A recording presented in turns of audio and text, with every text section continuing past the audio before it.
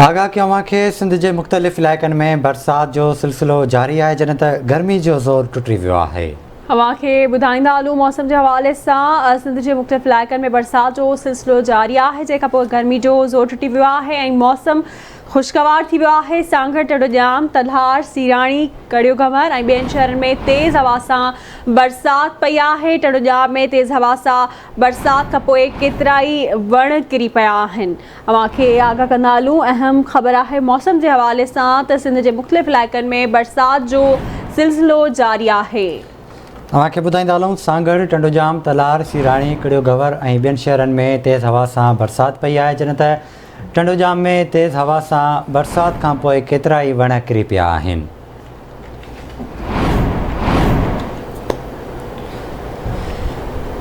इन जा तफ़सील वठंदासीं। टंडोजाम मां अज़हर लोची खां। अज़हर, आगाह कजो, मौसम जी छा सूरत हाल आहे? जी अज़हर, आगाह कजो। नाज़रीन, अव्हां खे आगाह कयूं पिया, सिंध जे मुख़्तलिफ़ इलाइक़नि में बरसात जो सिलसिलो जारी आहे। गर्मी जो ज़ोर टुटी वियो आहे। सांगड़, टंडोजाम, तलार, सीराणी, कड़ियो घवर ऐं ॿियनि शहरनि में तेज़ हवा सां बरसात पई आहे। टंडोजाम में तेज़ हवा सां बरसात खां पोइ केतिरा ई वण किरी पिया आहिनि। तव्हांखे अपडेट कंदा हलूं, सिंध जे मुख़्तलिफ़ इलाइक़नि में बरसात जो सिलसिलो जारी आहे, जंहिंखां पोइ गर्मी जो ज़ोर टुटी वियो आहे। हैदराबाद, सांगड़, टंडोजाम, तलहार, सीराणी, कड़ियो घवर ऐं ॿियनि शहरनि में तेज़ हवा सां बरसात पई आहे। टंडोजाम में तेज़ हवा सां बरसात खां पोइ केतिरा ई वण किरी पिया आहिनि।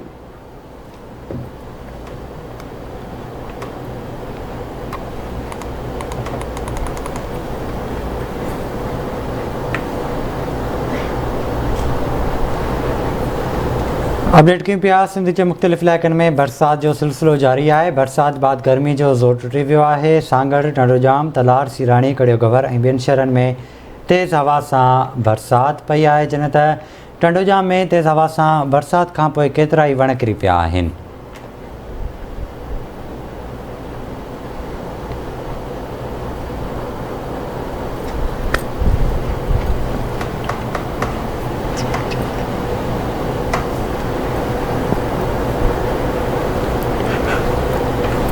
नाज़रीन, तव्हांखे ॿुधाईंदा हलूं, सिंध जे मुख़्तलिफ़ इलाइक़नि में बरसात जो सिलसिलो जारी आहे। गर्मी जो ज़ोर टुटी वियो आहे। सांगड़, टंडोजाम, हैदराबाद, तलहार, सीराणी, कड़ियो घवर, टंडोबागो ऐं ॿियनि शहरनि में बरसात पई आहे।